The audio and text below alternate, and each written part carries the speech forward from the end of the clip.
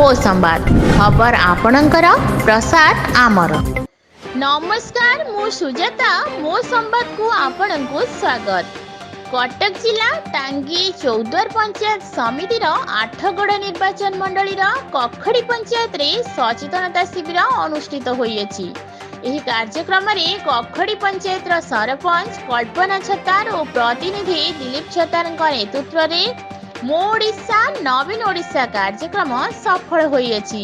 एही कार्यक्रम रे मंत्री श्रीयुक्त रणेंद्र प्रताप स्वाई निर्देश क्रमे पाला सांस्कृतिक कार्यक्रम मिशन शक्ति माँ मानकर विभिन्न प्रकार पिठार प्रदर्शनी करा जिबा संगे संगे आम ओडिशा नवीन ओडिशार 12टी प्रकल्प पई 50 लाख टंका, विजु स्वास्थ्य कल्याण योजना रे 1255 परिवार सामिल, 100 रु अधिक हिताधिकारी उपकृत, मुख्यमंत्री स्वतंत्र सहायता योजना रे गोटे प्रकल्प पई 50 लाख टंका, कालिया योजना पई 795 परिवार अंतर्भुक्त, सामाजिक सुरक्षा भत्ता 581, मिशन शक्ति पई 72टी मिशन शक्ति गोष्ठी को 345 लाख टंका बिना सुधरे ऋण, 1255 परिवार को राशन कार्ड, 47 जन गर्भवती महिला को ममता सहायता, बन्या बात्या आश्रयस्थल पाई 1,44 लाख टंका और पंचायत रे खूब शीघ्र लक्ष्मीवास सेवा प्रभृति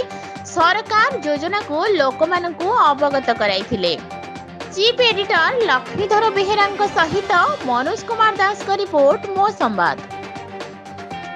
सभापति कखड़ी ग्राम पंचायत विकास केते कोन होई छी बहु पूर्व कखड़ी पंचायत तले पड़ जाइथिला, किंतु एबे हमर प्रिय मुख्यमंत्री नवीन पंडांकर करकमल रे प्रभु प्रत्येक पंचायत स्तर में कखड़ी ग्राम पंचायत मध्य उन्नत करिछि एवं आगामी दिन में मध्य बहुत विकास करियो बोली निष्पत्ति नेछि।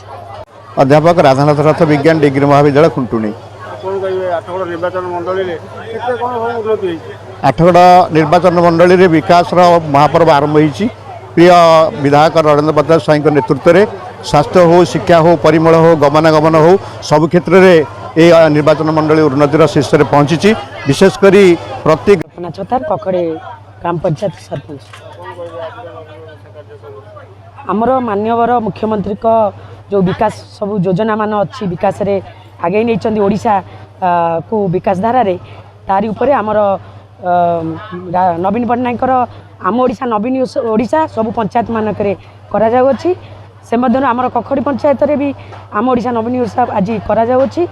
आमर प्रत्येक घरे घरे नवीन ओडिशा मो संवाद खबर आपणकर प्रसाद आमर।